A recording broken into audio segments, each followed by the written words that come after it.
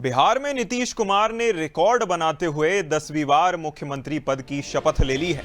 जहां पटना के गांधी मैदान में हुए इस भव्य समारोह में प्रधानमंत्री नरेंद्र मोदी, गृह मंत्री अमित शाह, बीजेपी अध्यक्ष जेपी नड्डा समेत मध्य प्रदेश के मुख्यमंत्री डॉक्टर मोहन यादव समेत कई बड़े नेता और भाजपा शासित राज्यों के मुख्यमंत्री शामिल हुए।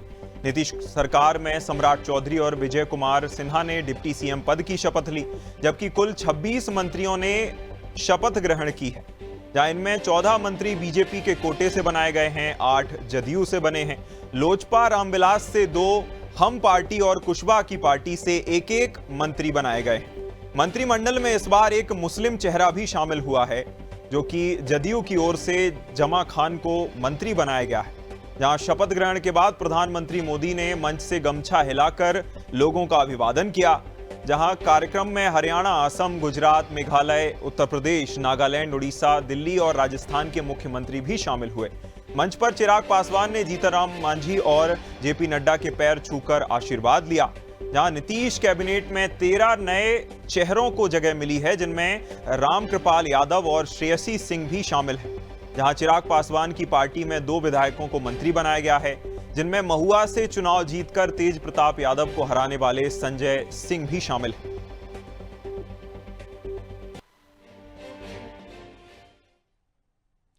और हमारे साथ चर्चा करने के लिए मनोज वर्मा जी हमारे साथ लगातार बने हुए हैं। मनोज जी, जिस तरह हमने शपथ ग्रहण देखा, एक अपने आप में इतिहास अब ये बन गया है कि 10 बार मुख्यमंत्री बनने वाले नीतीश कुमार बन गए हैं।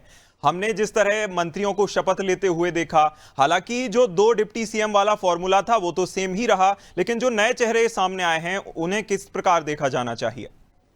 देखिए, इसमें जाति समीकरणों का निश्चित तौर पर ध्यान रखा गया है, क्योंकि जो आपने जिक्र किया जमा खान, ये पहले भी नीतीश कुमार में मंत्री रहे हैं और इसके पहले वो इस बार भी वो चुनाव लड़े हैं और जीत कर आए हैं। इसके साथ ही जो बात करें हम आरएलपी के, तो दीपक प्रकाश की बात करें तो उसमें हमने देखा जो उपेंद्र कुशवाहा वो उनके बेटे हैं। और ये दिलचस्प बात है कि वो किसी सदन का हिस्सा नहीं है, ना वो ना एमएलसी हैं ना वो विधायक हैं। वो अभी विदेश में पढ़ाई कर रहे थे, लौटे थे और उपेंद्र कुशवाहा ने उनको सीधे मंत्री बनवा दिया है। उनकी पत्नी भी हाल ही में सासाराम से चुनाव जीती थी।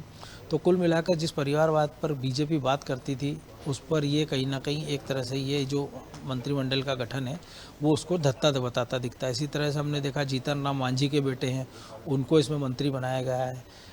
श्रेयसी सिंह का जो आपने जिक्र किया, वो अंतर्राष्ट्रीय लेवल के शूटर हैं, कई सारे उन्होंने पदक इस देश को दिलाए। उनके पिता दिवंगत दिग्विजय सिंह केंद्रीय मंत्री भी रहे। तो बीजेपी ने जो 14 मंत्री बनाया, उसमें जो दोनों उप मुख्यमंत्री हैं जो पहले भी थे, विजय सिन्हा की बात करें हम और सम्राट चौधरी की, वो पहले भी दोनों इस मंत्रिमंडल का हिस्सा थे, उनको रिपीट किया गया है। अब ये देखा रामकृपाल की हम बात करें, वो पहले लोकसभा का चुनाव जीत चुके थे, पिछला चुनाव हार गए थे वो, और इस बार से दानापुर से उन्होंने जेडीयू के भाई, जो आरजेडी के बाहुबली, उनको चुनाव हराया है। वो एक नया चेहरा इस मंत्रिमंडल में शामिल किए गए हैं, क्योंकि बीजेपी ने यादवों को बहुत कम संख्या में टिकट दिया था और माफ़ कीजिए जेडीयू ने भी, लेकिन चूंकि जो उनकी आबादी है माफ़ कीजिए बिहार में, उसको देखते हुए इस पूरे मंत्रिमंडल में यादव मंत्रियों को भी स्थान दिया गया है। क्योंकि बीजेपी और जो जेडीयू गठबंधन है, उनकी प्लानिंग भविष्य की है कि भविष्य में जब पार्टी को और आगे ले जाना है और पार्टी को अगर जो कोर वोट बैंक में सेंधमारी लगानी है, जो खासतौर से मुस्लिम और यादव है, तो उस वर्ग के मंत्रियों को भी इस मंत्रिमंडल में शामिल किया गया है। और कुल मिलाकर जो पिछली बार भी हमने देखा था कि 21 मंत्री चुनाव लड़े थे और 20 चुनाव जीत गए थे, यानी कि कोई एंटी इनकम्बेंसी मंत्रियों के खिलाफ नहीं थी। ज़्यादातर जो मंत्री जीते हैं जेडीयू के कोटे से, उनको इस मंत्रिमंडल में स्थान दिया है। बीजेपी ने कुछ नए चेहरों को भी दाव लगाया है और कई सारे ऐसे चेहरों जिनके बारे में चल रहा था कि उनको मंत्री बनाया जाएगा, मंत्री नहीं बनाया गया। लेकिन चूंकि अभी कुछ पद खाली हैं, उसमें बीजेपी के कोटे के भी संभवतः 2 पद खाली रखे गए हैं और जेडीयू के कोटे के 7 से 8 पद, क्योंकि 36 लोग इसमें मंत्रिमंडल में शामिल हो सकते हैं। मुख्यमंत्री सहित 27 लोगों ने शपथ ले ली, तो 9 पद खाली है। जो बीजेपी और जेडीयू ने मिलकर फार्मूला निकाला था, वो यही था कि जो प्रत्येक 6 सीट पर 1 मंत्री रहेगा। उसी फार्मूले के हिसाब से हालांकि 2 ही मंत्री पद मिले हैं चिराग पासवान की पार्टी को, वो 3 मंत्री पद चाह रहे थे। तो हो सकता है निकट भविष्य में जब मंत्रिमंडल का विस्तार हो तो 1 मंत्री पद उनकी पार्टी को भी और मिल सकता है। तो कुल मिलाकर एक बैलेंसिंग मंत्रिमंडल बनाने का प्रयास किया। इसके साथ ही जिस प्रकार से एनडीए के सारे राज्यों के मुख्यमंत्रियों को बुलाया गया था, चाहे वो चंद्रबाबू नायडू हो, मध्य प्रदेश के मुख्यमंत्री डॉक्टर मोहन यादव हो, बगल के विष्णु साय हों, और एक मैसेज देने का प्रयास पूरे देश भर में किया गया है कि एनडीए में आप देखिए कि कितनी एकता है, और जिस हार के बाद जिस प्रकार से कलह मची है आरजेडी में, भाई बहनों में जो झगड़े निकल कर सामने आए, हमने देखा तेजस्वी पर उनकी बहनों ने गंभीर आरोप लगाए, वो घर छोड़कर चली गई। तो एक मैसेज देने का प्रयास किया है कि एक गठबंधन के हाल देख लीजिए कि पार्टी के अलावा घर में भी एकजुटता नहीं, और एक हमारा गठबंधन है जो सब मिलकर साथ चुनाव लड़ रहे हैं, और उसके बाद की केमिस्ट्री भी उनमें बरकरार है।